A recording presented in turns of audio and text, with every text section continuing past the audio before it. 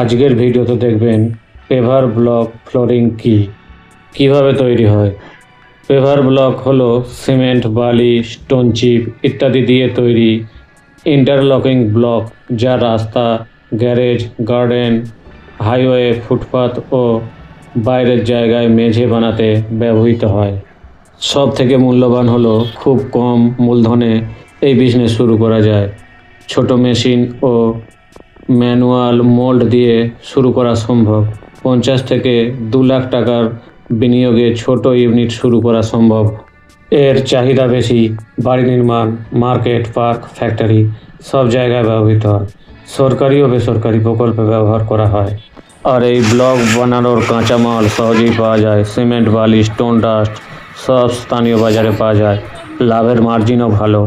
প্রতি ব্লকে আনুমানিক প্রোডাকশন খরচ 8 থেকে 15 এবং বিক্রয় মূল্য 20 থেকে 35। এই বিজনেস নিজে শুরু করলে অন্যদের জন্য কর্মসংস্থানেরও সুযোগ করা যায়। এই কাজে কারোর যদি আগ্রহ থাকে তাহলে অবশ্যই চ্যানেলকে সাবস্ক্রাইব করে রাখুন এই ধরনের ভিডিও দেখার জন্য। আর কমেন্টে অবশ্যই কমেন্ট করে জানান।